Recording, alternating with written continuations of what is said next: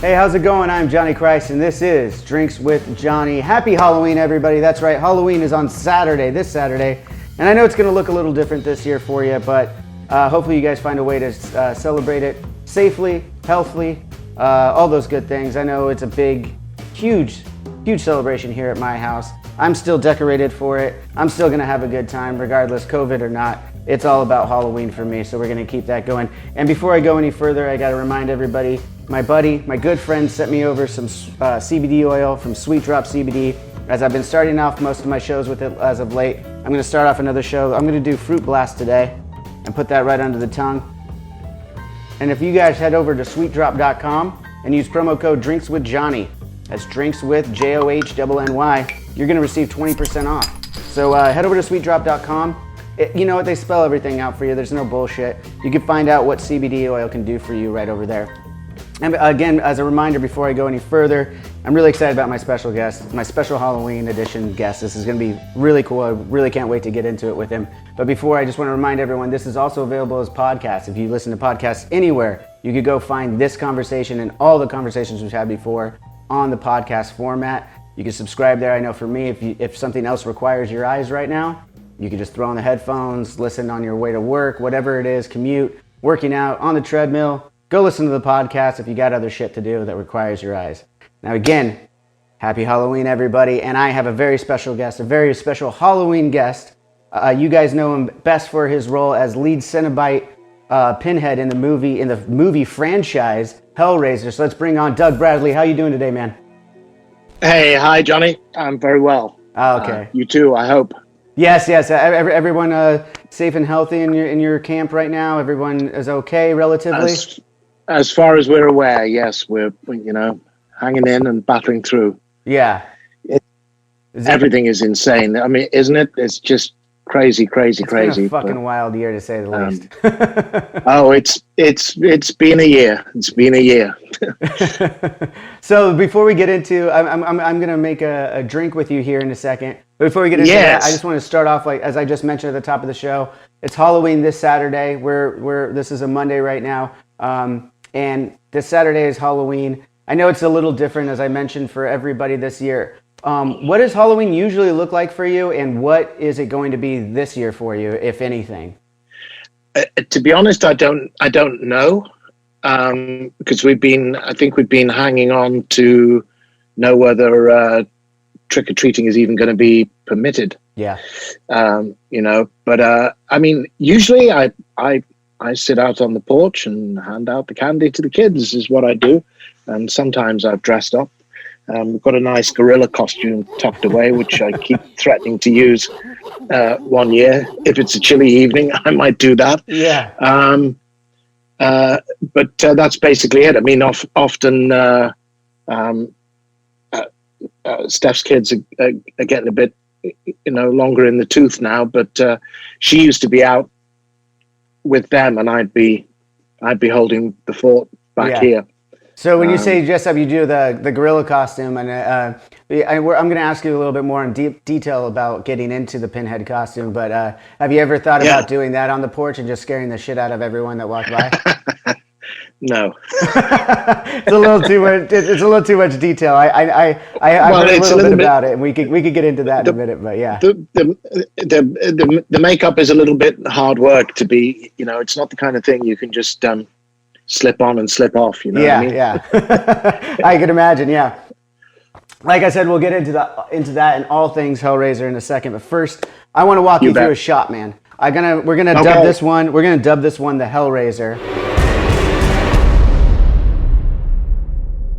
in honor of you and the character and the franchise. Which, real quick, a little bit of backstory to that is, you're like one of 6 actors who have done more than 6 movies in a horror franchise, or something along those lines. You're like one of 6 actors that have done that. So it's an accomplishment right there in itself. So as I said, in honor of that, we're going to make the Hellraiser. It's got a little bit of fall to it too. It's got a little October taste to it. I'd ask you who the other 5 are, but that would be That would be churlish of me. I could tell you one of them. I could tell you one of them off the top of my head is Robert Englund. I know Robert Englund is one of them. Yeah. I have been told. I don't keep count myself. So Yeah. I don't know. After the first dozen, I'm sure it gets a little mundane. So let me just tell what everyone's going to need to follow along with this drink. We're going to get some Screwball peanut butter whiskey. You're going to get some Fireball cinnamon whiskey. You've got all these too, right, Doug? Check. Yes. Yep. And then the last. I mean, if we're going to drink all of this, they're taking me out of here in a body bag. I think. Yeah. But well, I mean, it is the Halloween episode, so we gotta. It's only appropriate. And the last little booze that we're going to be putting in here is a high octane white rum. Right now we're going to use Ray and Nephew because it's 63%. But you need something above 50% and light and white so that you can cut through. We're going to burn this thing because it's fucking Hellraiser. It's Halloween. Let's do it. So, you're also going to need some brown sugar and some ice. So what we're going to do... Yes. We're going to start off here. I'm going to walk you through this, Doug. I want you to take your shot glass. We're going to make this shot. Yes. And I want you to dip just the rim into... You're going to take your white rum. We're going to actually...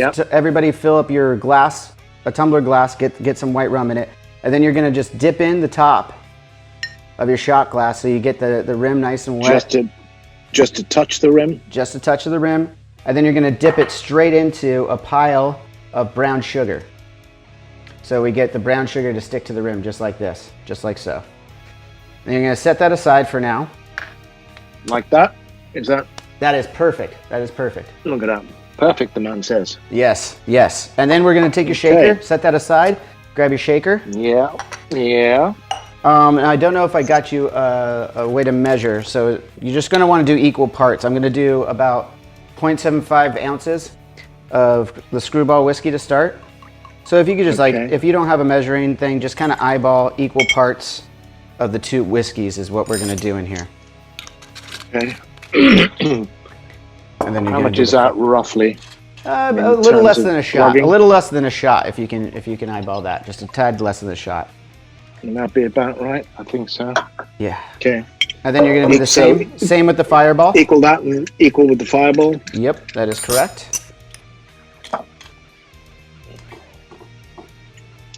Okay.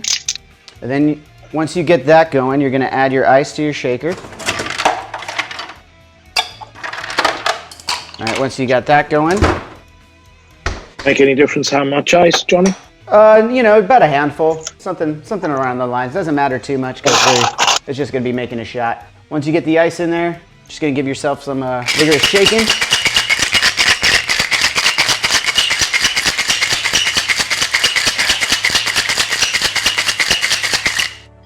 Now the key to pouring after you've shaken that, go ahead and shake that up. Then once you have that going, the key to this is the key part. You want to fill up the shot glass, but leave just a touch of space at the top of the shot glass for me. Okay. So you can pour that in, leave like, I don't know, a millimeter to a centimeter of space at the top here. Something along those lines. How does that seem? Is that about right? That seems right about right. Now what you're going to do is that glass, that tumbler with the white rum, I want you just to pour just a touch on the top of this shot. Right over the top of it. Now comes the fun part that makes this the Hellraiser shot. We're going to go ahead and grab a lighter. You got your lighter. And just go ahead and light that. Get a good light of it. You might need to hold it over for a second so that it really gets going. Okay, set the sugar on fire. All right, you're going to let it light for like 10 seconds like that. Blow it out. And then take the shot. Cheers. Thanks for being on the show, man.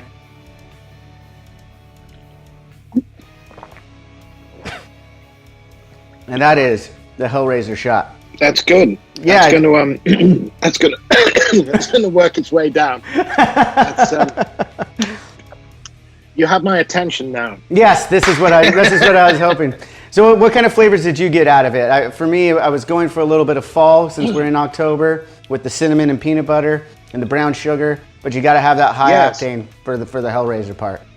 Yeah, it's nice. It's nice aftertaste. Nice. It's almost like a I guess it's the sugar, which slightly burning on the rim, but it's caramelly. Yeah, it does give aftertaste. A nice, yes, absolutely. So I'm glad you like it. So it passes the test. And the cinnamon.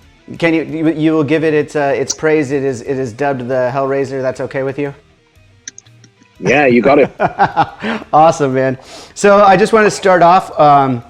Let's start off with what people know. Probably you're known best for is your role as Pinhead in the Hellraiser franchise. I want to start with the first one because for me, I'll just tell you a quick story. It's dear to my heart. The very first time Avenged Sevenfold toured in the UK, we were in this little van facing each other, like it's a row of 3 and 3, and we're facing each other, a little table in the middle.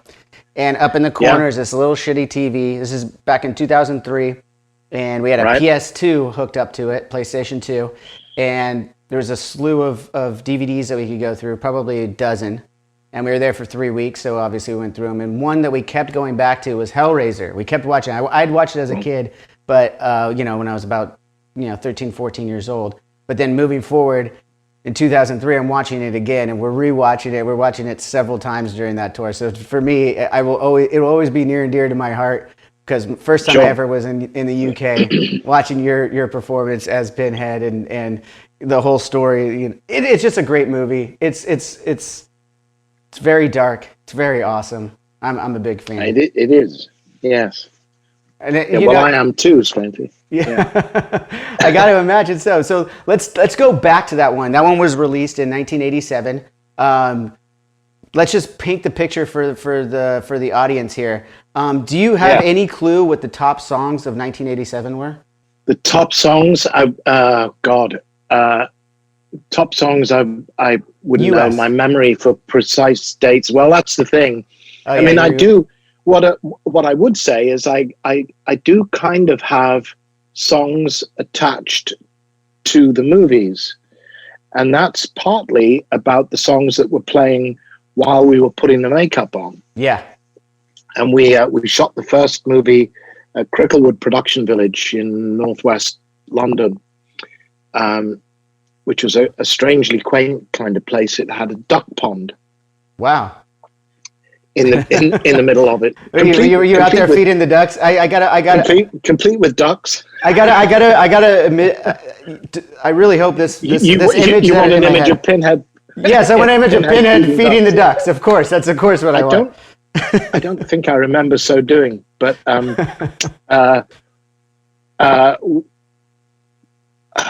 one song I do seem to remember playing a lot, and song I liked. I don't know whether it was one of the biggest songs. I don't know. Was the duet that Peter Gabriel and Kate Bush did together. What is that one called? Don't Give Up. Yeah. Don't Give Up. Yeah. And that kind of, I hear that in my head when I think about Hellraiser. Yeah, that's interesting. So I guess it's a little unfair because you guys were filming in London at the time. I'm sure that was a top winner there. For the U.S. though, if you had, I'll just run through the top 5 real quick. We had Walk Like an Egyptian as from the Bangles. So we're painting a little bit of a picture of what was here. Alone by Heart was number 2. I don't know whether it's that Heart just didn't really cross the Atlantic, but Heart has never been a band that's crossed my threshold particularly, and I've heard of them subsequently, I don't want to upset people, but I kind of feel like I could live without them. Yeah, go with it, man. It's not your musical taste. It's not your musical taste. I mean, that's it. We had a song by Gregory Abbott, "Shake You Down." I actually don't remember that one. And then, of course, the late great Whitney Houston with "I Want to Dance with Someone" was. I want to dance. Wow, that's 1987. That's weird because I play. I have a group of friends. Well, one is in New York. The rest are all back in the UK, and they were kind of. We all bonded over a love of Liverpool Football Club, so we would gather in the pub to watch the Liverpool games, and we're all very much on the same page musically and culturally and politically and so forth. And we've all kept in touch, and we developed this music game during lockdown. So each week we have a given theme. One person is the adjudicator, picks a theme.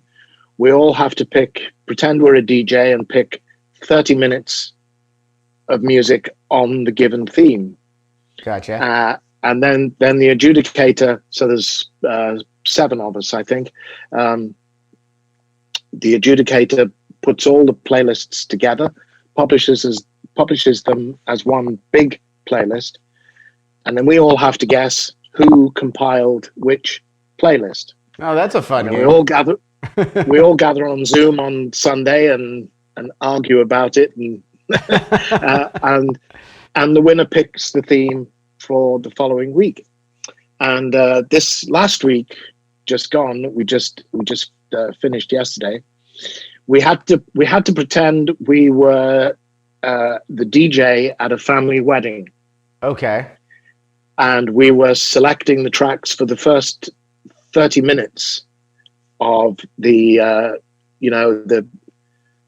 services happen, and everybody's eaten, and we're about to start the reception. The evening needs up, as so they call it. you were setting the table for that. You're trying to get everybody up and dancing. And my playlist opened with Elvis Presley and JXL. A little less conversation, a little more action. And then the second song on my playlist was Whitney Houston. I Want to Dance with Somebody. Well, it was one of the top 5 songs of 1987 when Hellraiser came out. That's very apropos. Strange coincidence. Yeah. That we should have that conversation today after we did that yesterday. I'm not especially a fan of Whitney Houston's. Bit of a she could stand in for a foghorn on a good day, I think. And her signature hit, I Will Always Love You. I always prefer Dolly Parton's version of it. I think that's just beautiful. But wow, yeah. But song, that's a good pull right there. That's true, because everyone does know Whitney's. Whitney's is a little bit more popular, but yeah, I agree. Yeah, but that one song, I Want to Dance with Somebody Who Loves Me, is just irresistible, I think. It's too fun.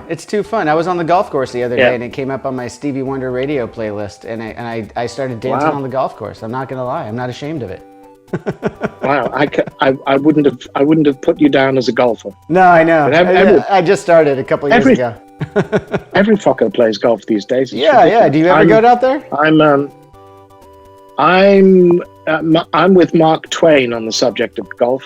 Well, what did he say about it? He said it was a good walk spoiled. No, I played it. I played it a couple of times in my youth, and that was it. And not since. Yeah. No interest. Well, really. what got me back into it was the drinking aspect of it. But also, I closed out my playlist with Stevie Wonder's "For Once in My Life." I'm fantastic song. Huge Stevie Wonder fan. Oh, I love Stevie Wonder. There's so many great songs. So many great songs. Extraordinary. I first heard him when Fingertips was coming out, when he was like, 12, 13, when Fingertips was released. Yeah, I only get to see that. I see that stuff like the documentaries and stuff of how young he was when it's incredible. Just amazing. And I've seen him twice in concert, and he's something else live. I hope to when concerts one day start up again. Hopefully, I'll get a chance to do that, because I have not seen him. Let me round out the last song. If you have a chance, don't hesitate. He's playful, and the second time I saw him, he spent a lot of time playing around with a vocoder, singing nursery rhymes and stuff. But that's what you get that with a Stevie Wonder gig. If Stevie wants to play, Stevie's going to play, and you just leave him to do it. But he's particularly when it's just him at the piano without the band, just incredible. Mesmerizing. That voice is undimmed, and it's just amazing. Yeah, I totally agree. I'll just round out the last song of the top 5 in the US was what was it? What is it? Nothing's gonna stop us now. Remember the song? Stop us now, right? Yeah, no one's gonna stop us now. Yeah, so that was the songs of 1987. Not one of my favorites either. But this is the year that Hellraiser is coming out. I'm gonna run through real quick the top 5 movies that were grossing here in the States. Okay. The number this is one. 87. This is 1987. When I'm remembering the Peter Gabriel, Kate Bush, that would be 1986 because of course that's when you shot were filming. Yeah, that's in true. 86, and then it was released in 87. Yeah. Go ahead. We're going off of relay. Yeah. So Oh. the first one probably didn't make it across the Atlantic. If it did, I apologize to the rest of you. 3 Men and a Baby was the number one. Oh sure, yeah. No, don't worry. We got everything you made. I remember 3 Men and. I remember 3 Men and a Baby. I'm trying not to, but I do.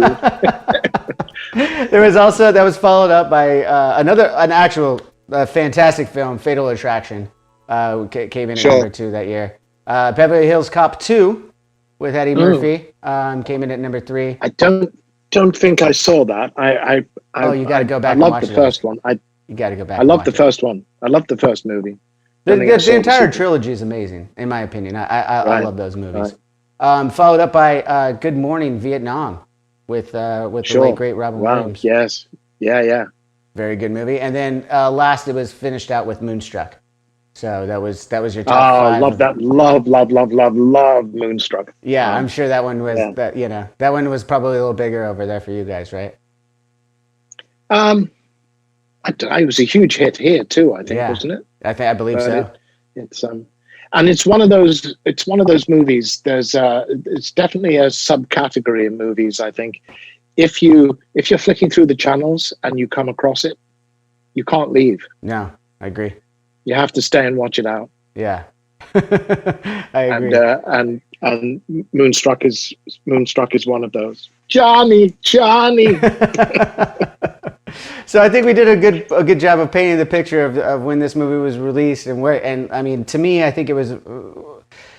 I mean, there's a lot of horror movies out there. To me, I feel like this first one was very ahead of its time in a way of like putting together this sexual tension and pleasure with pain. Kind of this, which is a little bit more popular now in 2020. The BDSM kind of stuff that's going on, and like this was. 1987. Yep. This was a topic. Yes. How did this role come to you, or did you come to this role? And how did that? I mean, this is probably one of your first big roles out of school and everything like that. So how did this come about for you? Well, so I'm 32, turning 33 when we made the movie. Mm-hmm. Now I never went to theater school. Okay. I've never had an acting class in my life. Wow. And some might say it shows. I disagree with those people, but let's so further on. It came to me. I mean, I have to kind of backfill what is very quickly what is a 20-year history prior to Hellraiser, which kind of starts in 1966. When I went to my senior school, high school, you would call it. So that's when I'm about 10, turning 11, which was Quarry Bank High School for Boys in Liverpool. A couple of years down the line from there, when we've actually now become a comprehensive co-educational school, boys and girls, I was cast in the school play that year. So I guess I'm now about 14, 15, something like that. What was the role? I was playing, the play was The Government Inspector by Nikolai Gogol. Okay, I'm not familiar. Russian playwright. No reason why you should be. Why the hell we were doing it as a school play, I have absolutely no idea. And there are 2 characters in there, and I honestly can't remember which one I was playing. One's called Dobchinsky, and the other's called Bob Chinsky. And I was either Dob or Bob. I don't remember which now. And I went into rehearsals for the first time in the school play, and there I encountered a fellow cast member, who was Clive Barker. Yes. I was going to ask about this. So you guys created this is the birth of the dog company, right?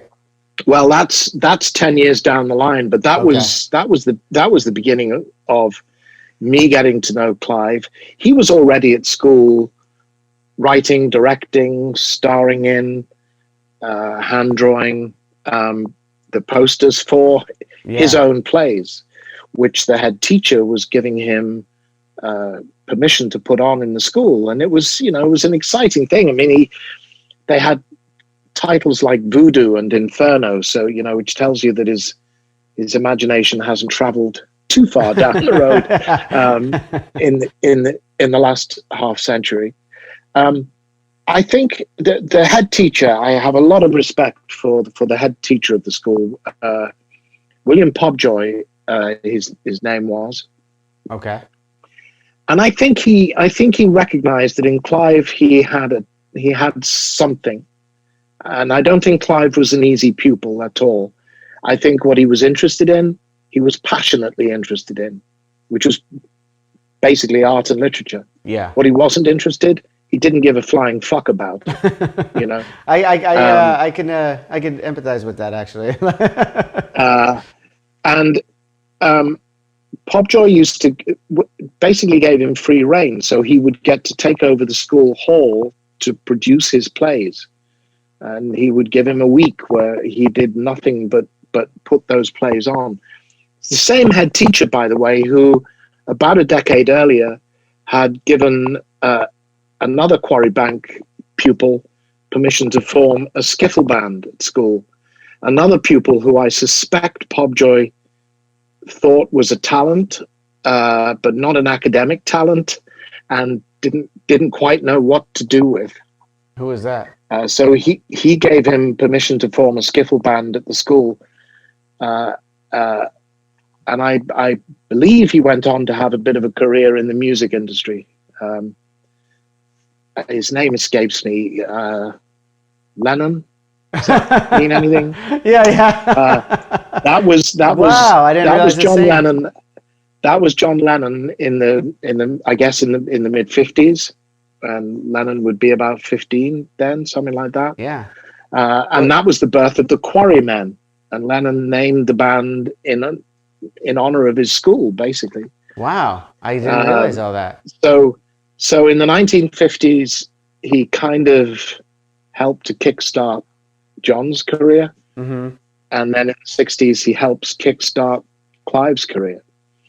So I got drawn into that circle, and I started doing stuff at school with Clive. And then after school and university, we started doing basically independent experimental theatre in Liverpool. And I mean, that was my theatre school. I mean, we did crazy stuff. I mean, there was one of these plays, for example, we created from the ground up as we went along. It was called, well, excuse me a moment. Yeah, no problem. I'll be right back because it's just caught my eye. Oh, you got it. Whoa. There's a playbill. Now that's actually for Hunters in the Snow, which we produced at the Everyman Theatre in Liverpool in the early 1970s. That's actually a musical about a visionary artist in 13th century Bohemia. Wow! If you can work your way around that. So you were singing in this then? I didn't sing. No. Okay. When it comes to singing, once again, Mark Twain spoke for me.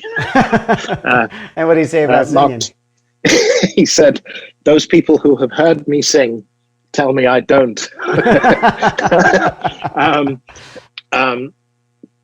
But we, for example, we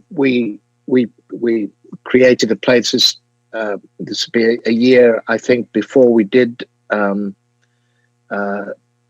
Hunters in the Snow, which is called it was called A Dream, I think. Okay. We spent a year creating it. We pulled it together from mythology, from folklore, from Greek myths, from world myths, and we pulled this strange thing together. We spent a year putting it together, and we performed it once. Wow. So, Damn, so that's. But I wouldn't trade that for anything. That's why I say, really, that was my drama school. We actually became a mime troupe in the mid-70s. Then the words came back in, and 1977,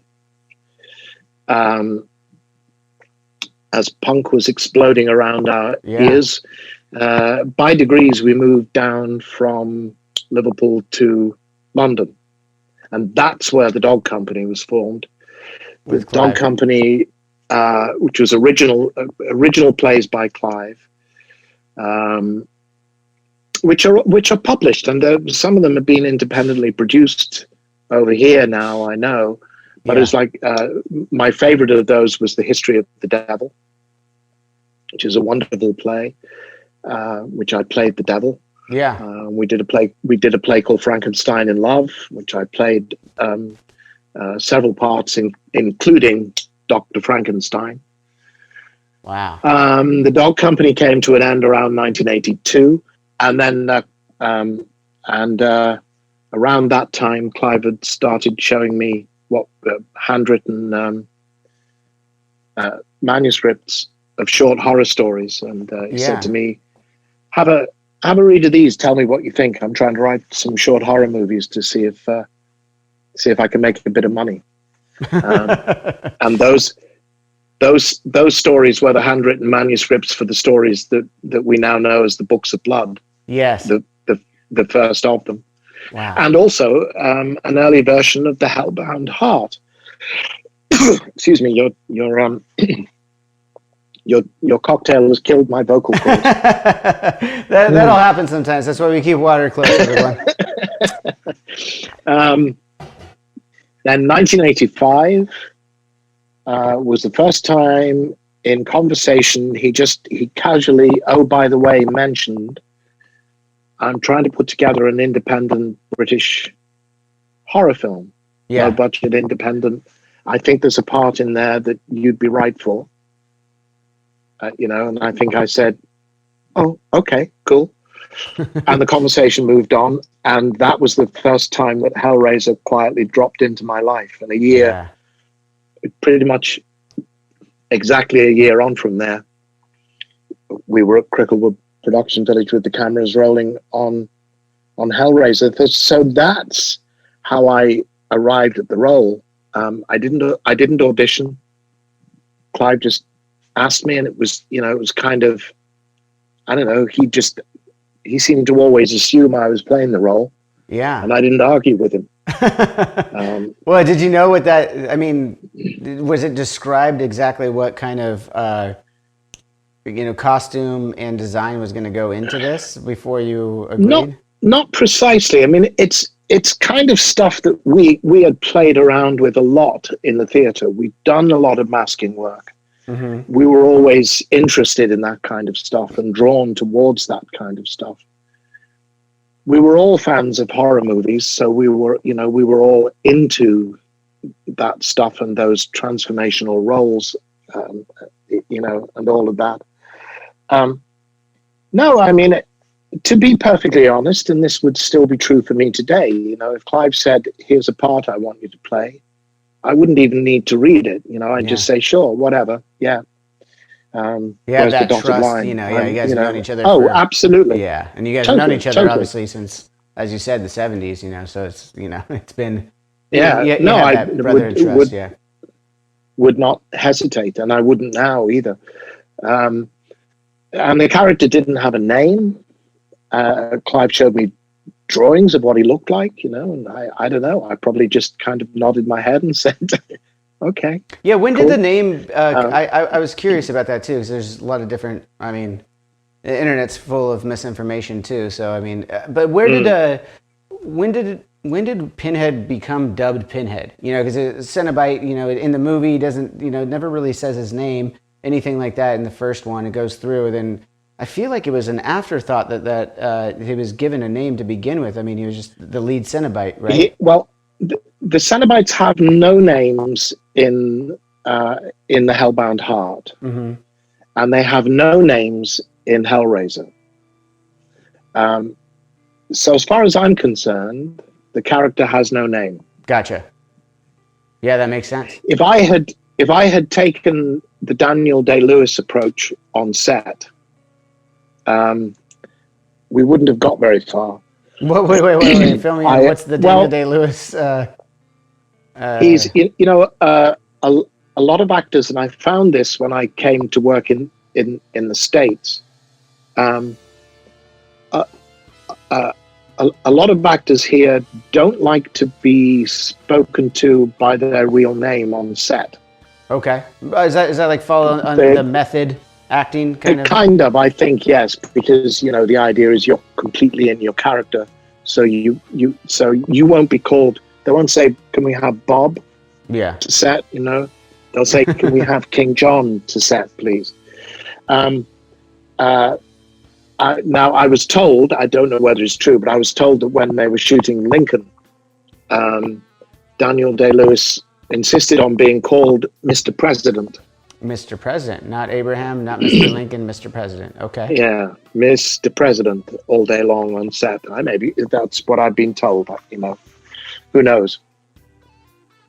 Yeah. So what would they have called you? Well, if I'd taken that approach, we'd have been in trouble, because if they'd have asked Doug to come to set, I would have ignored them. Yeah. And what do you say? If they'd have asked Pinhead to come to set, would have ignored them. I would have ignored them, because as far as I'm concerned, he has no name, and in his own head, he has no concept of a name. I guess eventually someone would have said, you motherfucker, you ugly fuck with the pins in your head, get the fuck on set now. And I guess that would have done it. But how did you find his voice, though? This character's voice. The answer to the names is that it was. I'm going to have to swap my glasses around here, because I'm going any minute now. I'm going to reach out. You're going to reach out and grab take a swig of that. That's gonna surprise you a little bit when you're reaching for water. It will. It'll make for a different kind of interview.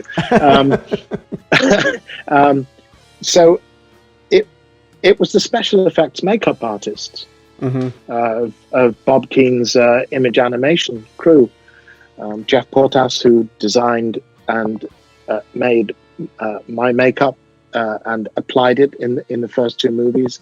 He's responsible for that brilliance, working with Clive very closely, obviously.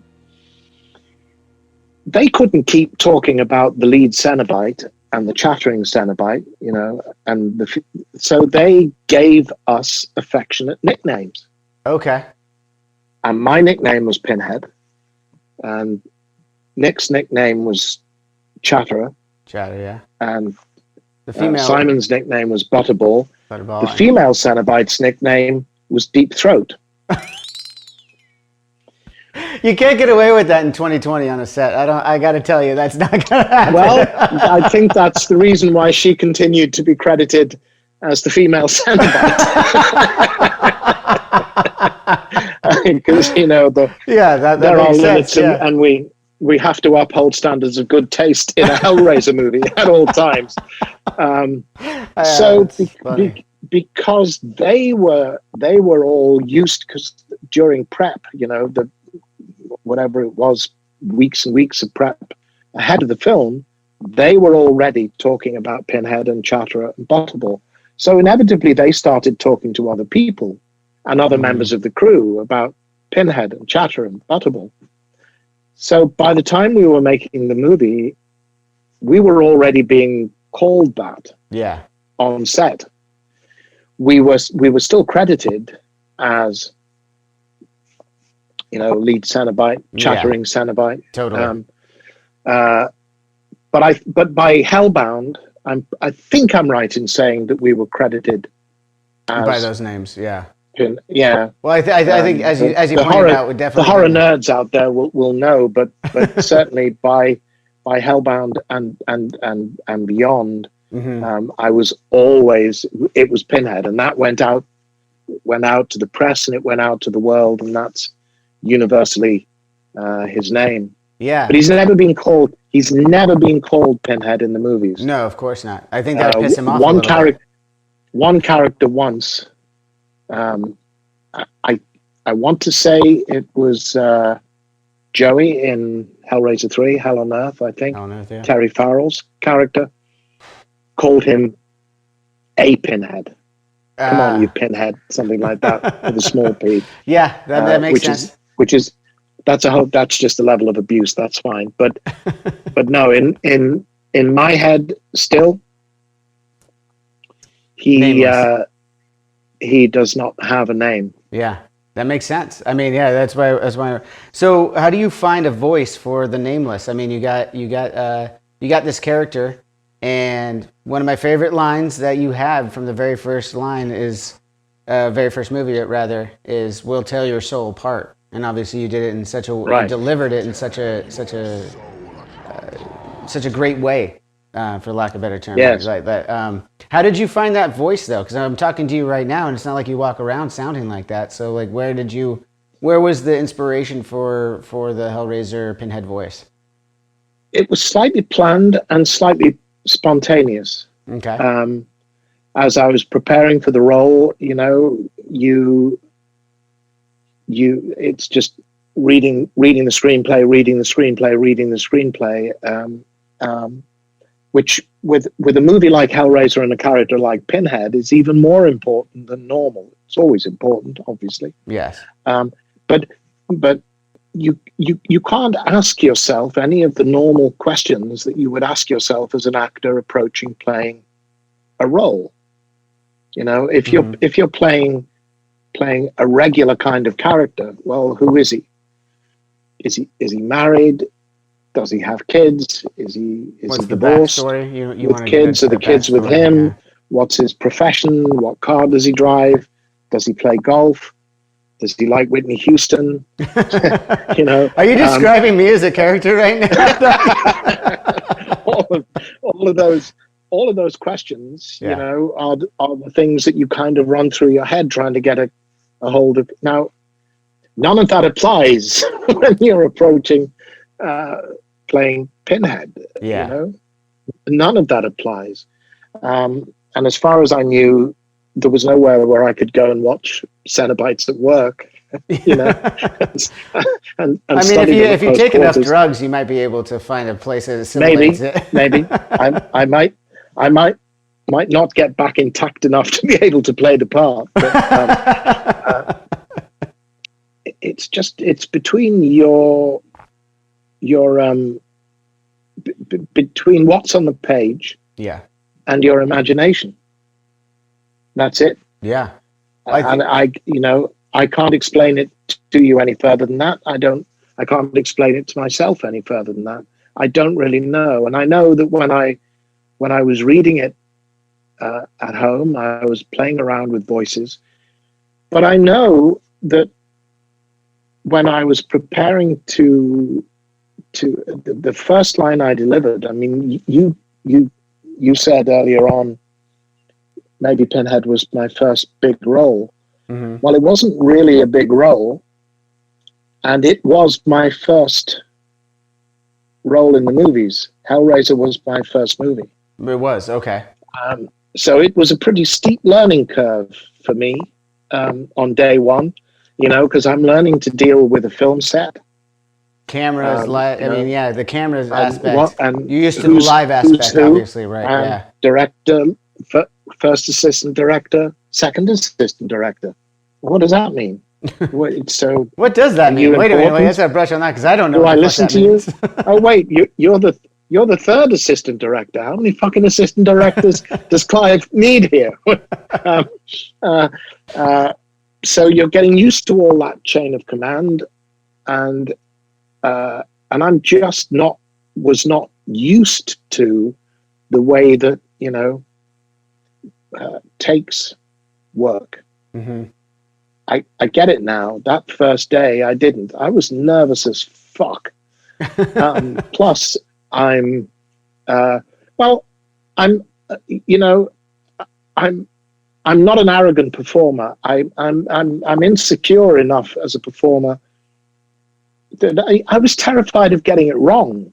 Mm-hmm. I don't know what that means, and it's the worst but I was, and it's the worst possible thing to have in your head as an actor, because you can't really get it wrong because there's no right.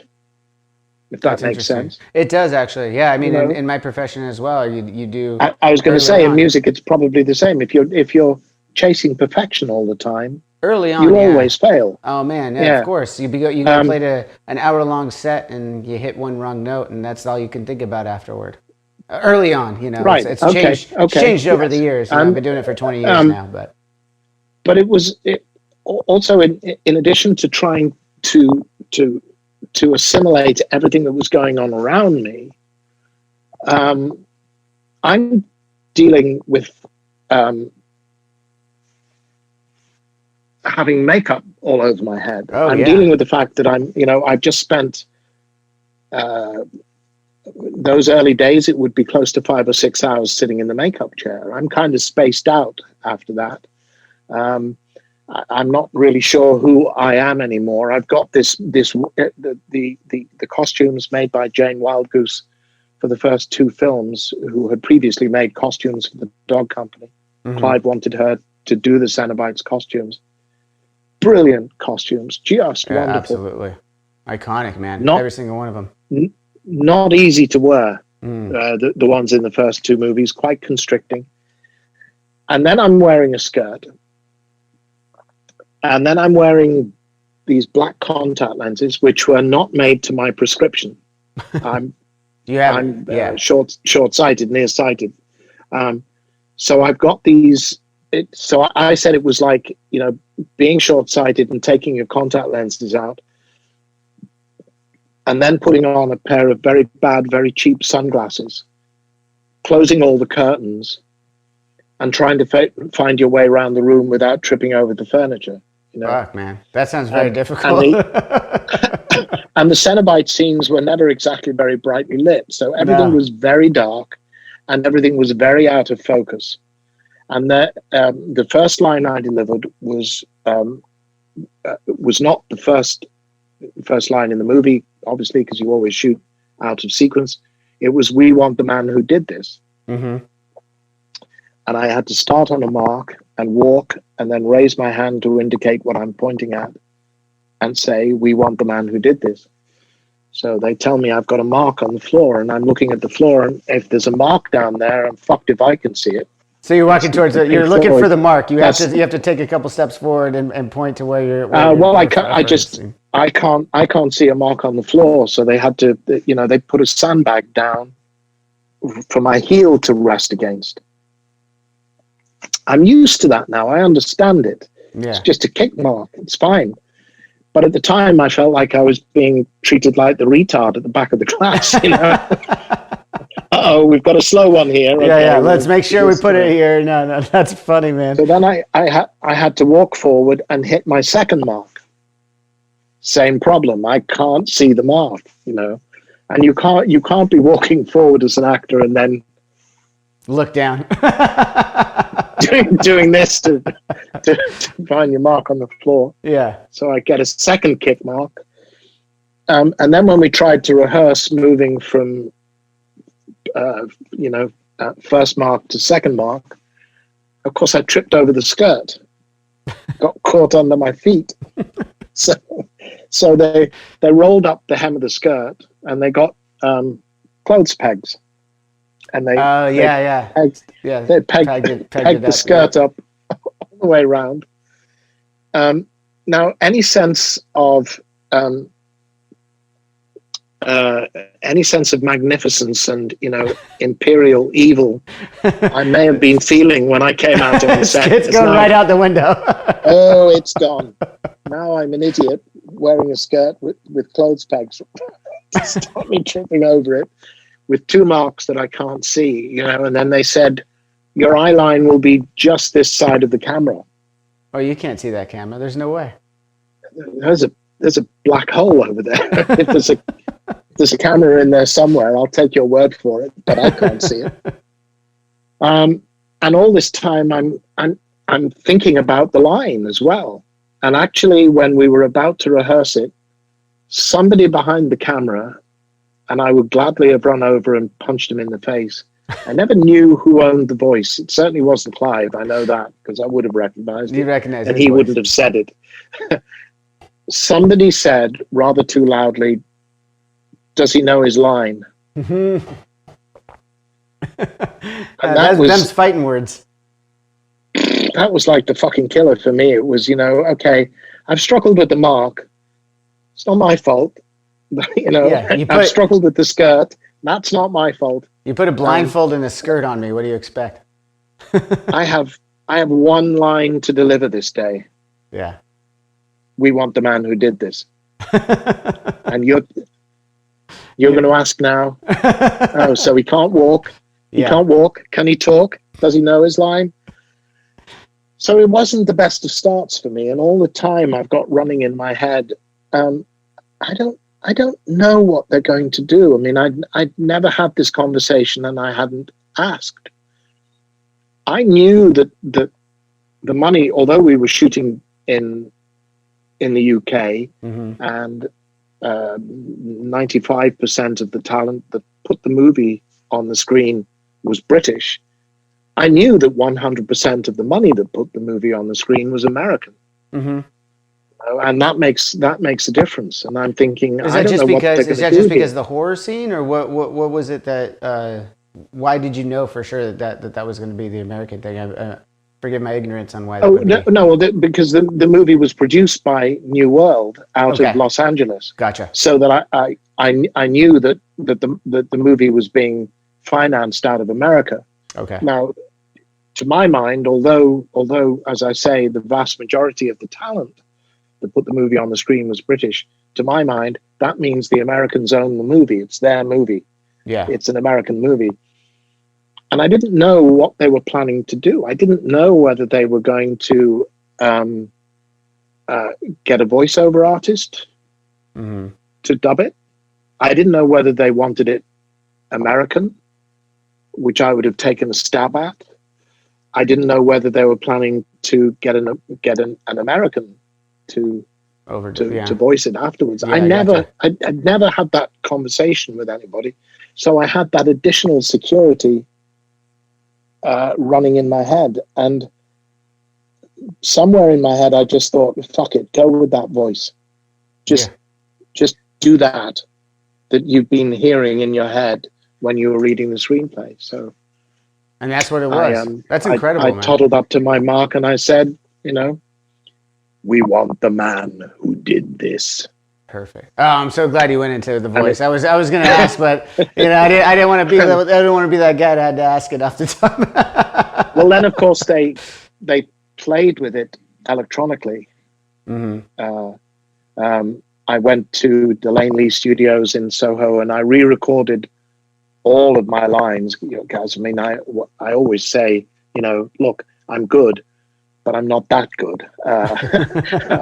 I never really never knew exactly what they did with it. It sounded to me like they maybe shifted it down slightly, maybe slowed it very slightly, so that you don't lose nowadays lip sync, it's a lot easier to do all that. It sounds slightly lower than it should, maybe a bit multi-tracked.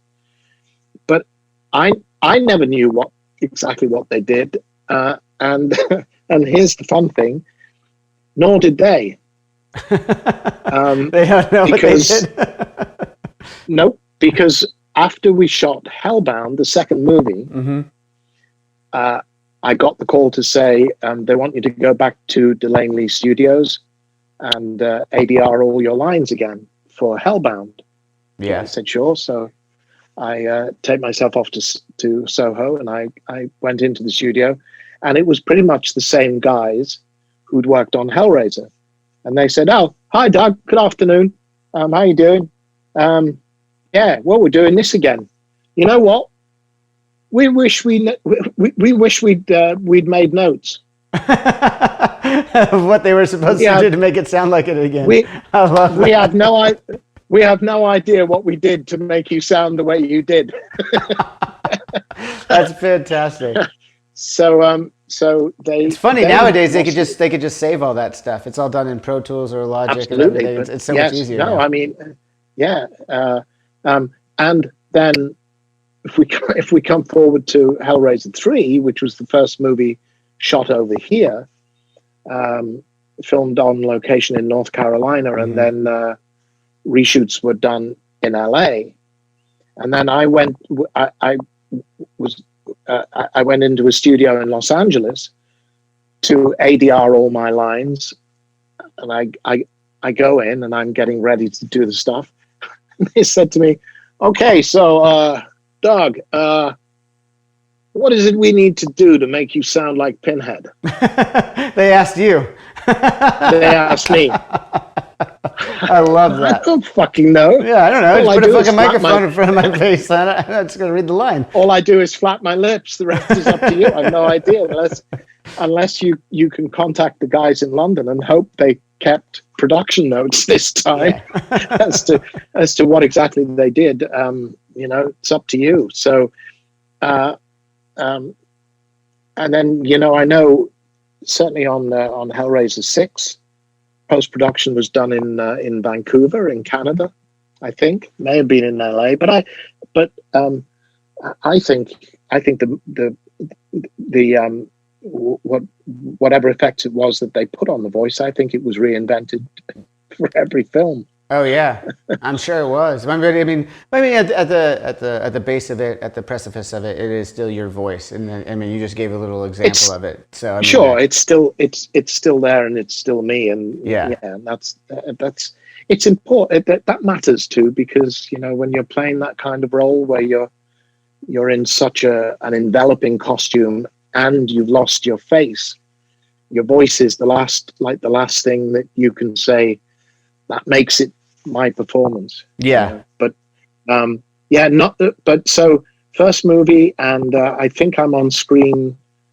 I don't know this, but fans inform me because they put stopwatches on this. Oh yeah, they got it all down. So it's somewhere around 8 minutes, no more than about 10 minutes that Pinhead's on screen in the first movie. Yeah, it is. It is short, but I mean, it's kind of the I did the standout. movie. It's the standout role, though. I mean, I don't know that it was necessarily meant to be. One of them, I would say, certainly, but all the Cenobites, certainly, they make an indelible impression. Absolutely, without question. But that's the genius of Clive's creation. Absolutely. And I did the movie for union minimum rates. Really? If I'd been paid any less, I think I would have been officially an extra. It was more money than I'd ever made before for a movie before that. I mean, prior to that, I was working in provincial repertory theatre in the UK. I was earning just under £100 a week. Wow. In repertory theatre. So this is an upgrade. This was, well, if I knew then what I know now, I would have been demanding a great deal more. But isn't that always how it goes, though? Absolutely. But I think all told, I made about £8,000, about £8,000 from that one for Hellraiser. Yeah. Wow. Yeah. That's incredible now, looking back at what that franchise has become and everything. And no residuals, because it was. Well, how could you have the foresight for that? It was a British equity contract, and equity didn't work on a residual system. You got your fee, and then you got a buyout of the fee on top of it, which is it makes it sound better than it is. Well, we're not just paying you that, we're paying you that, and we're paying you 4 times your fee as well. Oh, really? Oh, great. Well, yeah, this sounds thank you so much. Thank you. I'm very grateful. So, yes. Wow. Yeah. But as I say, it seemed like a king's ransom to me at the time. I'm sure. It was you mentioned crazy money by comparison. Yeah, you mentioned a little bit about the fandom, though, real quick. I want to get into that. As you said, there's a lot of the cult following, the hardcores, however you want to describe them, of the Hellraiser franchise, and you, of course.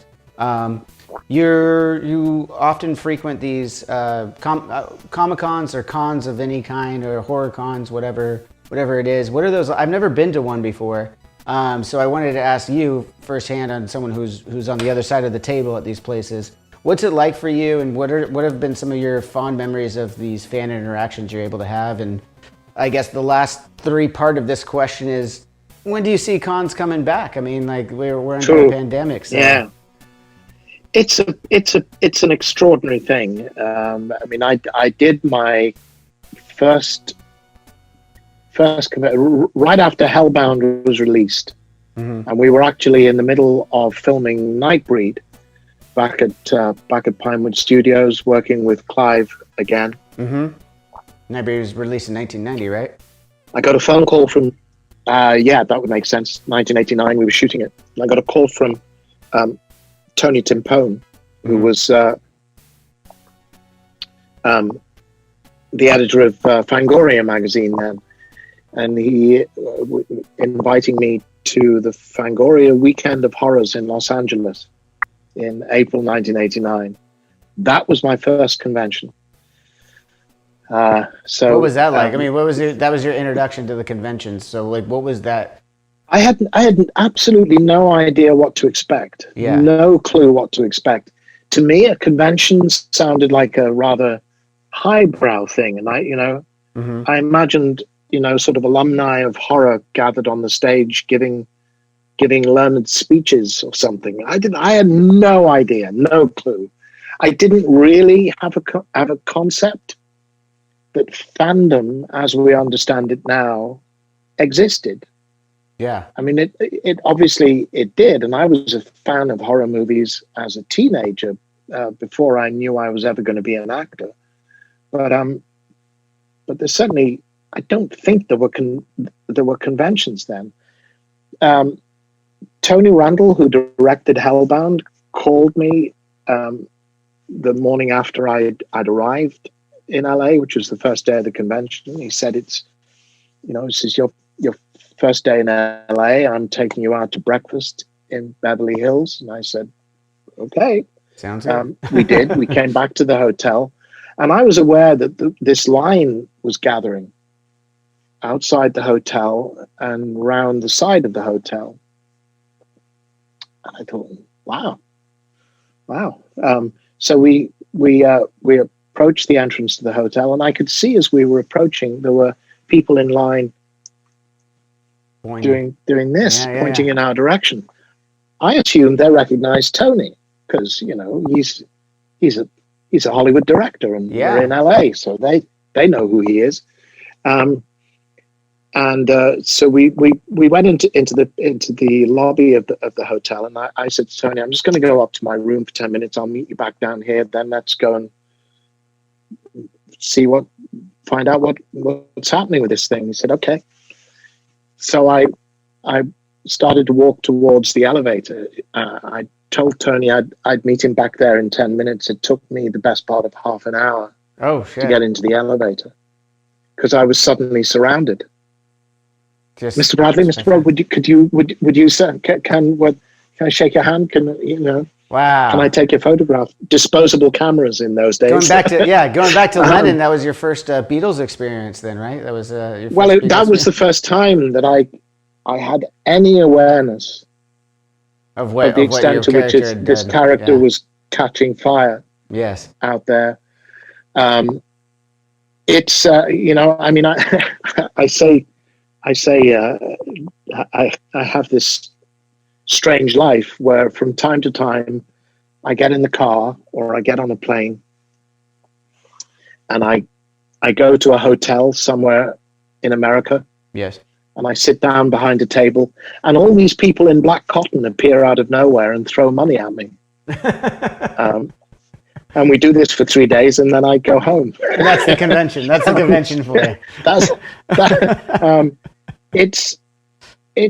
It's pretty extraordinary, it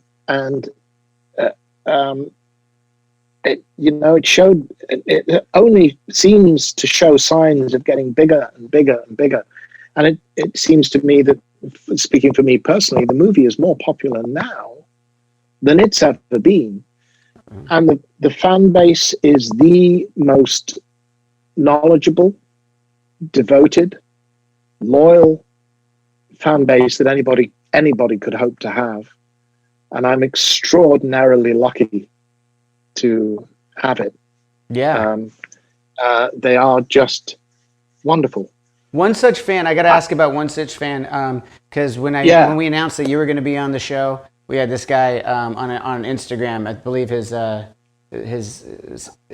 handle is Hellraiser, Hell on Earth. So obviously he's a big fan of the third movie.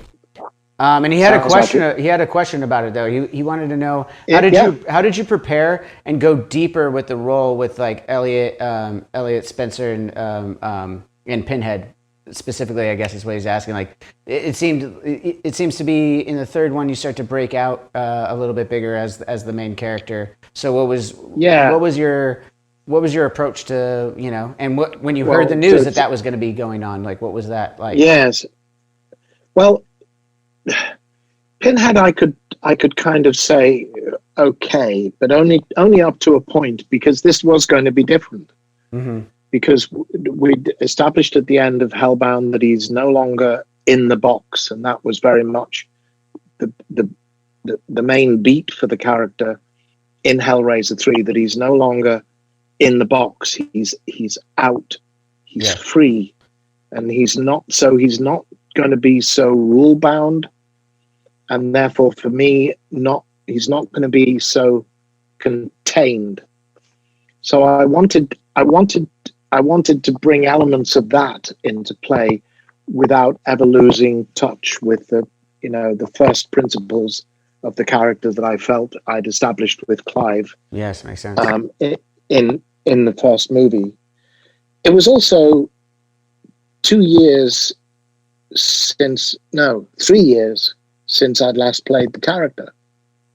So 88, we shot Hellbound, and this 1991, fall of 91, we were shooting Hellraiser 3 in North Carolina, in High Point and Greensboro.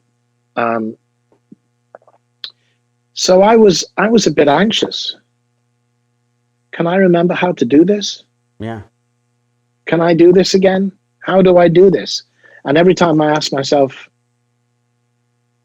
how do I do this? What do I do to make this character work? The answer came back, no fucking clue. No idea. Jeez, I don't know. Yeah. Wow, that must have been nerve-wracking. Well, to some extent, there's a great old school English, well, actually Irish actor called Cyril Cusack. And he said this thing, that every time he finished a job, he thought, well, that's the last time I'll ever work. Wow. And every time he started a new job, he always thought, I don't know how to do this. That's incredible. No matter how many years, he always had that feeling in his head, I don't know how to do this. And I was kind of there with that. So those are the issues relating to Pinhead. With Elliot, this was in an entirely new ball game, because we'd established him, but very, very briefly. One scene, few shots at the beginning of Hellbound. Yeah, was all I had about him in Hellbound was that he was an English army officer. That he's in India in the early 1920s. He would have been involved in putting down the Indian mutinies with the British Army in India in the early 1920s. India then, of course, was part of the British Empire. So now we had the story developing that he had fought as a captain in the First World War. Yeah. So there I could let my imagination run. Yeah, that's kind of, you got your first backstory at that point, right? Is that kind of what you described? Yes, those questions that weren't available previously now were available. But what I had to do now was knit the two together. Why does a captain in the British Army come to the lament configuration? Why does he make that journey? And I don't know whether you or I often find that American audiences, if I talk about the Battle of the Somme in the First World War, it doesn't really resonate Not to the entirely, extent no. that I think it does with English audiences. Yeah. I'll try and keep it brief. The Battle of the Somme comes about halfway through the First World War, 1916. I think I'm right in saying. If it isn't 16, it's 15, but around 1916. Gotcha. And it was to be the big breakout battle. It was preceded by days and days and days of artillery bombardment. So you've got the frontline trenches, the British frontline trenches, and you've got no man's land, and then you've got the frontline German trenches. Okay. Behind the British front lines, you've got the artillery placements, and they are raining this artillery over the heads of the British troops in the trenches. And the aim of that was to take out the German front line, and in particular, take out the German machine gun placings. So the idea was that on the first day of the Battle of the Somme, the British Army, the British soldiers would come out of the trenches, walk in battle formation across no man's land, and take the German trenches. And there would be no opposition because the artillery bombardment would have taken out the machine gun placements. So that's the plan. A few things went wrong, and normally you would start the advance under cover of darkness just before dawn, so you're not visible, and then you're arriving at the front line as first light arrives.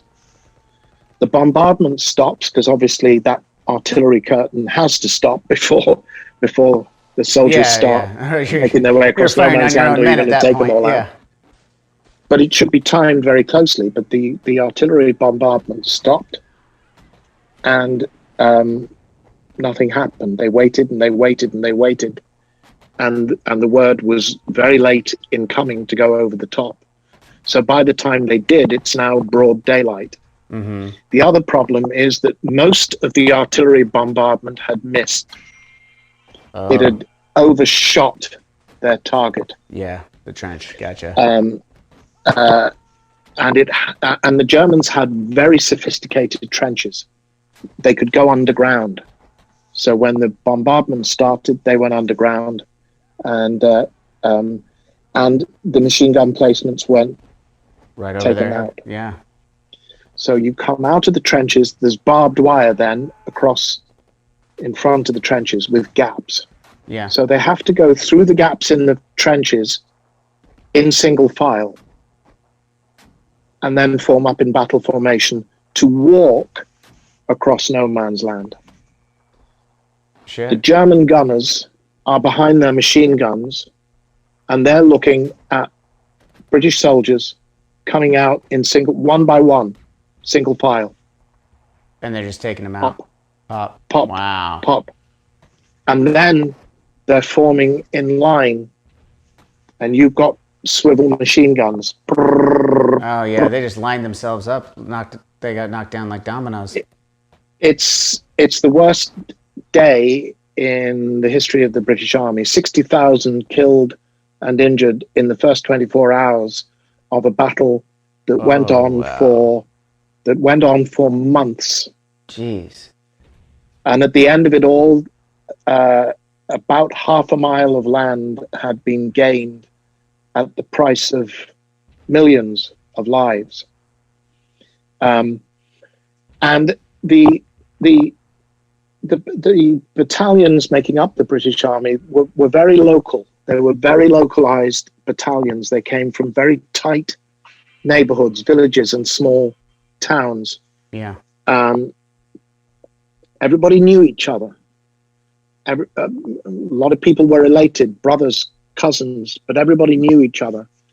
And the survivors talked about roll call the next morning. Okay. And it would be, in alphabetical order. Yeah. Andrews, silence. Anderson, etc. Yeah. Anderson J, silence. Anderson Anderson G, present. Jeez. Baldwin, present. Collins, silence, silence. And you knew that the silence meant that your comrades were still in no man's land. And I was watching a documentary on the BBC in London about this, and one of the survivors was talking about this process of the roll call, and he said the thing that put the light bulb off in my head. He said, so this is, where are we now? We're in the 1980s. So he's an old man at this now. point. Yes. He's probably in his 80s, maybe, because we're 70 years on. Totally, yeah. And he said, all my life I felt a cheat. I shouldn't be here, and I shouldn't be alive. I should be with my comrades dead under the soil in Flanders. That's where I belong. With those who didn't make it. And I thought, I belong dead. Wow. there's my key, because if Elliot was a captain in the British Army in the First World War, it was the rank in the army with the lowest life expectancy. You didn't expect to live. Yeah, gotcha. And if you lived, if you survived, I don't deserve to be alive. Yeah, you didn't feel worthy of it. Yeah, wow. That's it. So that was the inspiration for this whole. That's the journey. That's why he wants to blow it all on the roll of a dice with this thing that he's been told about or learned about or read about, heard whispers about. Because that's always the process with Hellraiser, I've always said that, Pinhead is not a boogeyman. He's not lurking around the corners waiting to jump on you with a stiletto blade. No. Yeah. You have to find him. You have to find out about the lament configuration. You have to find a lament configuration. You have to successfully barter for it. There you go. Be careful with that. You never know. Never know. And then you have to work out how to open it. Yeah, I think that's. And then you have to open it with the right motivation, and only then are you going to be confronted by Pinhead, and the Cenobites. And yeah, I mean I think you just touched upon what I think makes this franchise, this movie franchise, so enticing and so imaginative, and such a great franchise. It is that fact that you just pointed out that everyone's had that feeling where they're like curious, you know what I mean, to an extent, and you see something new, and maybe you've gone down this path of like this slippery slope, and now you're like, I want more, and like going back to the first one, the lead character, not lead character, but Frank, who is under the Cenobites' control by the end of it, is he's seeking out this pleasure and this pain and everything, and he's seeking it out, and that's where the demons, the Cenobites, come out and like just feed off that whole thing, which I think definitely can relate to a lot of people's imagination. Maybe not necessarily their lives, but their imagination. I think that's what has drawn the huge fan base that Hellraiser franchise has. No, I think that's right. I mean, it's not the first movie is not an especially gory film. Mm-hmm. There's Julia doing a lot of damage to people's brains with a hammer. Certainly. Yes, that was up in the attic room. And a skin room, but the skinned man. But yeah. I especially like when Frank was having a cigarette, by the way, as the skinned man. He's still brilliant. He's still like, yeah, I'm just gonna have a cigarette about this. that's that's the genius of Clive again. I mean, most people would put a skinned man on the screen in the horror film as a boo. Yeah. As a oh my God, it's a skinned man, and then it would go away, and that would be it. Clive puts the skinned man on the screen, and he stays on the screen. Yeah. And he walks and he talks and he drinks red wine, and he smokes cigarettes, and he's in love. Yeah. You know. For any of you guys watching right now, by the way, I don't know who would be that hasn't already seen this, but everyone go check out the first Hellraiser, the second, the third, all of them. Just go check out all the franchise. It's Halloween time. I know you guys got to find some of these movies to watch anyway, so make sure you go check these out. Real quick, I got a few more things I want to get into with you, Doug, if you don't mind. One of them is our mutual friend, the director of this show, was one of the main guys working on Blackcraft Wrestling. And you were a manager in this before it is. I think they're kind of on a hiatus on it right now. I believe they're planning on bringing it back at some point. But you came on as the preacher. Yes. Are you a wrestling fan before this, or is this something that just fell in your lap? I really wasn't. No. Steph, my wife, is a huge wrestling fan. Okay. But I really wasn't. I was aware of it. My kids were, especially my son was, when that first kind of second golden age of wrestling, I guess, it emerged. I may be wrong in calling it that, but I would say around the time of Stone Cold Steve Austin. Oh, yeah, the Attitude Era and the Monday Night Wars. Yes, I'm a big wrestling geek. Yeah, we call it the Monday Night Wars. Right, when the WWF, and then they had to change their name, when that first really came out again, he was a huge fan. I was kind of, I was in that curmudgeonly British kind of, it's fake, kind of thing. Well, it is. It's entertainment, really. Yeah, it is. But having witnessed it up close and personal, once you've seen somebody smash a stepladder across somebody else's back, changes your perspective a little bit, right? And you've seen the wheels that it leaves behind. It's not all fake. Okay. Well, it's kind of has this great fake-ish. Well, that brings me to a couple of the main things that happened while you were the manager. There was, you ordered a murder and a crucifixion, right? Or were you murdered and you ordered a crucifixion? I can't remember what it was. Both, yes. I ordered a crucifixion and then I was murdered. Yes, that was the last that was seen of the preacher. So we rigged up with Steve Tolan FX here in Pittsburgh. He rigged up a brilliant effect where I had this blood container on my back, and then with tubes under the shirt and with a prosthetic piece under my neck. So my throat was cut, and as I throw my head back and that opens up. Meanwhile, I'm operating remotely in the palm of my hand. The blood. The pump. So as I throw my head back, I squeeze that, and it's. Oh my fucking god! Fucking camera! For those of you who aren't pretty effective. Yeah. For those of you who aren't BCW fans or haven't seen it yet, I urge everyone to go check it out. It is over the top stuff that they were doing over there at the time, as you just described. This is sickening. This is Blackcraft Wrestling. It was cool. Yeah. It was cool, and I had a lot of fun. And if they are planning to bring it back, if they want my involvement in it again, you'll be a part. We'll find a way to resurrect the preacher, I'm sure. Oh, absolutely. Yeah, that would be you got it. It's the great fun of that world, like horror films. Exactly. You never need to let a little thing like death get in the way.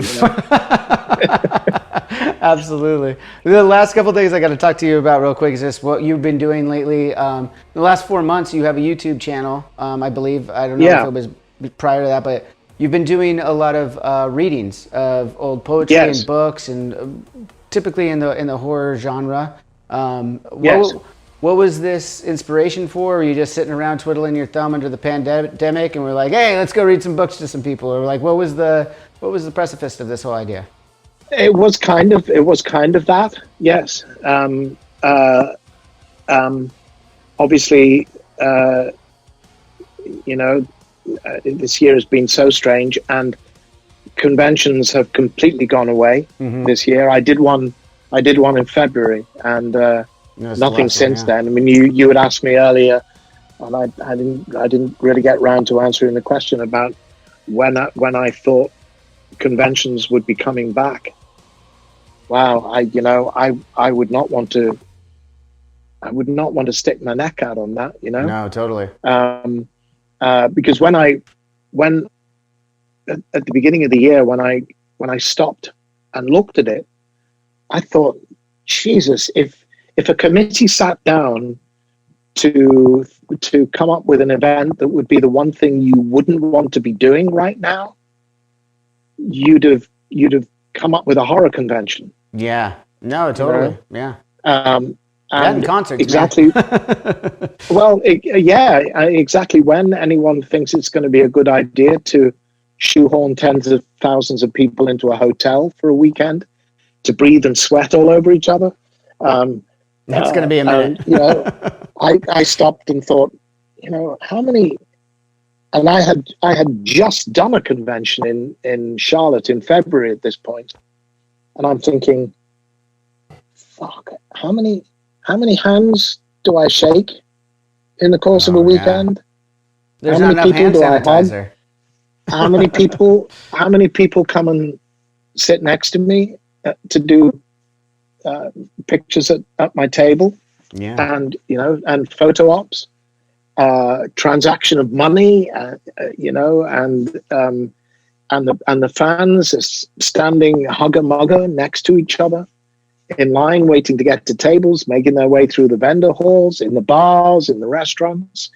Everybody's touching elevator buttons. Yeah. Everything and touching every surface in the hotel. Every aspect of about it is everywhere you look. 100% against what the CDC would say to be doing right now. The CDC says no conventions. Don't do it. Not happening. So was this was this YouTube channel a way, you're not doing the conventions and no end in sight of that. So a way to interact with the fans? That. It's something I've always done. I had already done the Spine Chillers series, which were audio books, which is me reading classic horror stories, all available at my store. What's your store again? Is it DougBradley.com? DougBradley.com. Everyone, we'll put a little thing right here. Go right here. DougBradley.com. You can get 10x8s and T-shirts and my book and shit stuff. All sorts of good things. All things. So it was that, and also, to be absolutely honest, it was an attempt to make some money. So we're it's taken off really well, and pretty quickly. I think quicker than most. We're reaching the point where theoretically we'll be able to start to monetize out of it. But it's something I love doing, and it's something I've always done. I learned to read very, very young. I was reading pretty fluently by the time I was 5 or 6 years old. Oh shit! And for as long as I can remember, when I read aloud, because I guess this was kind of that's interesting. The birth of an actor in some way from a very early age. But it always seemed to me that just hearing the words in my head that's so interesting, because it's not quite enough. I wanted to say them. I wanted to hear them spoken. Which is so interesting, because I feel like for most people like myself, like I was very self-conscious about reading out loud at an early age. Right. Even to this day, I'm not I read to my son. That's about it. Okay, sure. But yes, I did a lot of that. I read the whole of the Lord of the Rings. Wow, that's great. All of it. He At stayed with it What age? all the way through. Oh, he was young. He would be single digits. Wow, certainly. Listening to Lord of the Rings in single digits. You're setting the bar high, my friend. My son's only 3.5. Maybe by next year I'll start on the Lord of the Rings. So I started out reading the whole of Mary Shelley's Frankenstein in installments, and then I've added some shorter stuff. We just a few days ago, the most recent post was The Raven. Yeah, I saw that. To mark the anniversary of Poe's death. But I did some poetry by A.A. Milne as well, from when we were very young. A. Milne, who created Winnie the Pooh. So I'm Can you do me a favor though? The next time you do something that's like more child based, can you try and channel the Hellraiser character, the Pinhead character in it? Winnie the Pooh as Pinhead? Yeah. I think the fans would love it. I mean, if I was listening to a good classic childhood story being told by Pinhead, I would be pretty excited about that. I have no doubt they would. Yes, no doubt they would. So that's, it will still be lots of horror stuff and stuff outside of horror. I might freeform. We're probably going to put it out on podcast formats as well. And I've always liked the idea of, from way back, I've liked the idea of doing a kind of just a freeform chat kind of podcast around what I'm reading, what I'm watching, what I'm thinking, what I'm doing. It's I'm wary of doing it these days, because the online atmosphere is so toxic. Yeah, it can be. It's a great tool, but you got to be able to use it correctly.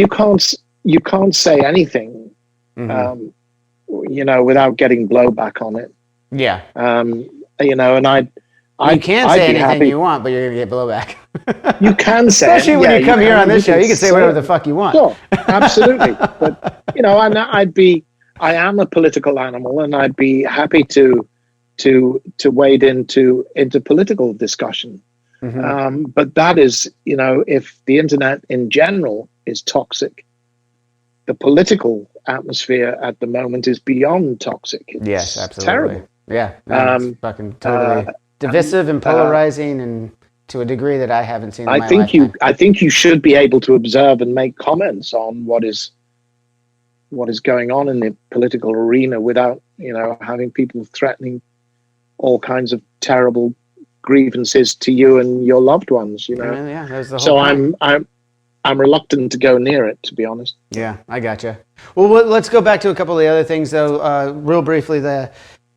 Some other things that I see that you're into. You and your wife are heavily into art and painting. I know that Steph, who helped put us together for this chat, yes, has been painting for years. Has been an artist for years, and I see you yourself have been doing it as well.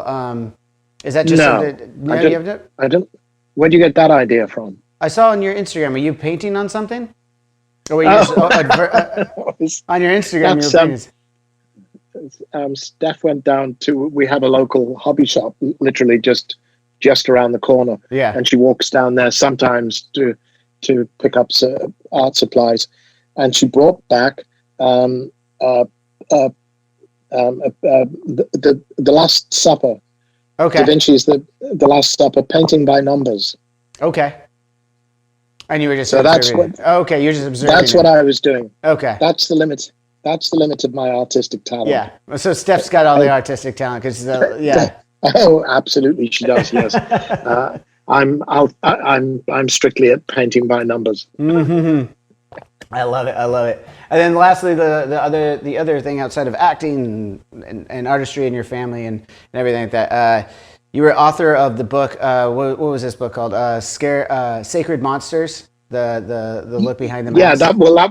That was its original title, Sacred Monsters, and the subtitle was Behind the Mask of the Horror Actor. Yes, absolutely. But the subtitle is now the title. It got cancelled. Titan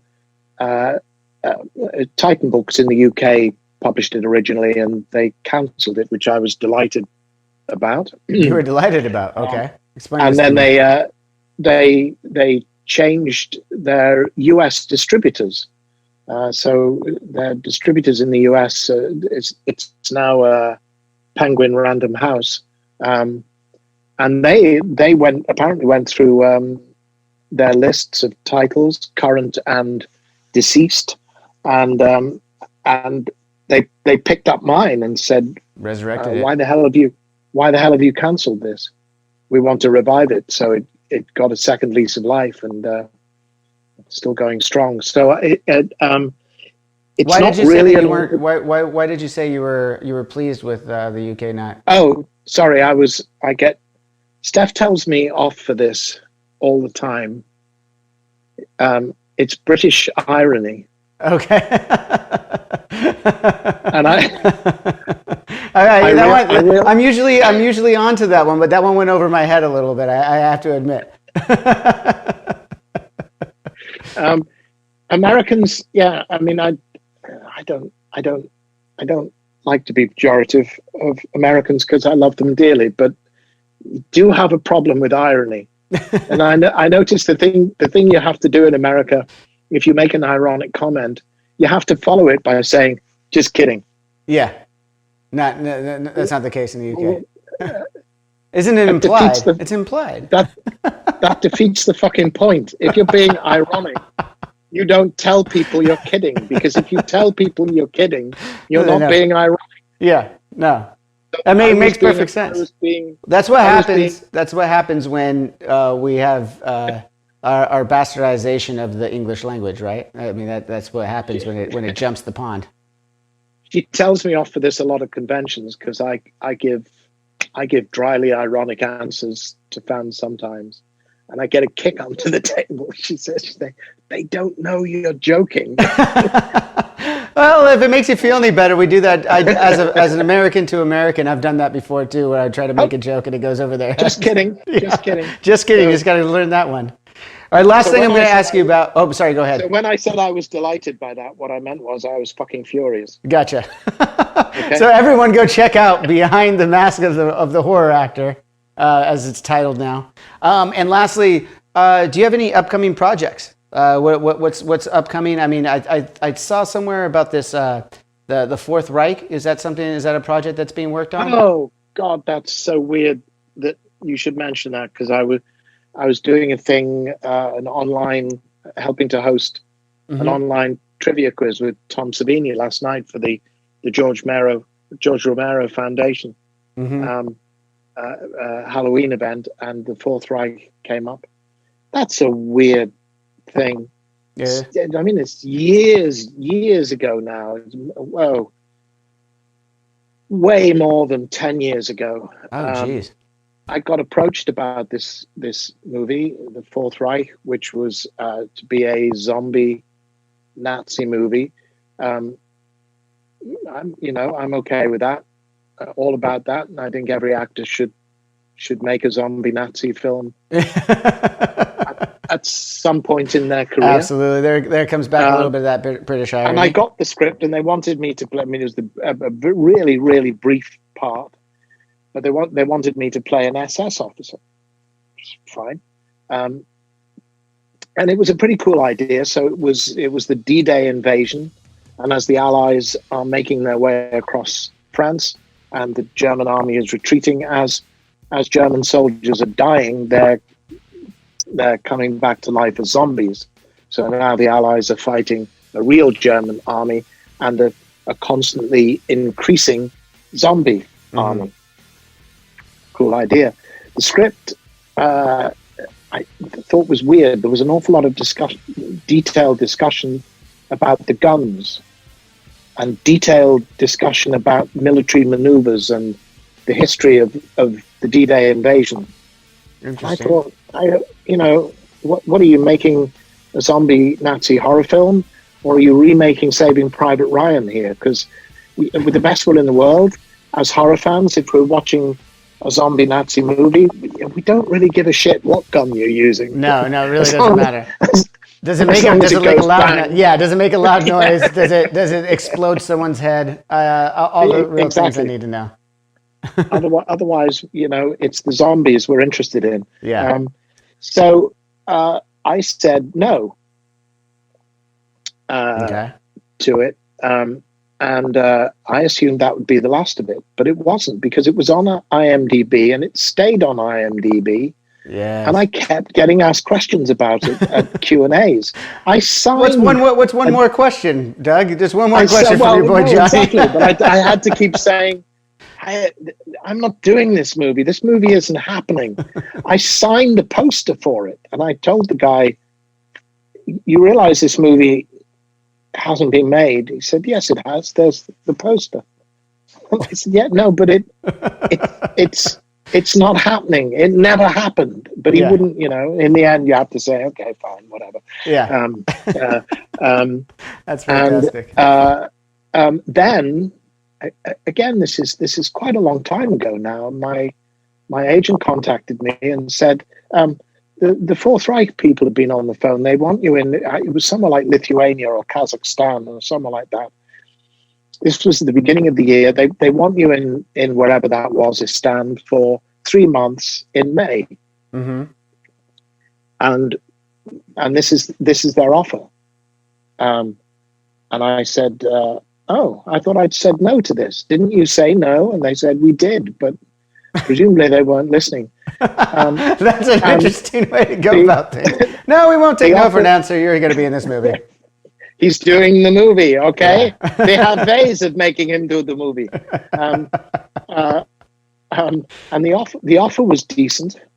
And I thought, well, it sounds like an interesting country to spend a few weeks in that I've never been to. So I said, oh, what the hell? Yeah, okay, we'll say yes. May arrived and May went. And I called my agent and said, I thought I was supposed to be in somewhere interesting in May. Yeah. What happened? Oh, we never heard from them. And we never did hear from them. So it just and never the movie never happened. All right. And as far as I know, it never will happen. As far as you're concerned, until you get that call again. Until I get that call again, yes. Well, I want to thank you so much for your time, Doug. It's been an absolute blast. Thanks for being part of the Drinks with Johnny Halloween special. Everyone that wants to find more Doug Bradley, you can follow him on Instagram at the official Doug Bradley, or on Twitter at the real Doug Bradley, not just real Doug Bradley. Again, thank you. And then you have your DougBradley.com, the YouTube channel, Doug Bradley, everything Doug Bradley, really easy enough to find, right? Yeah, it's all there. Yeah, it's all there. Well, from Pittsburgh, thanks for joining us again. And till next time, everybody, cheers.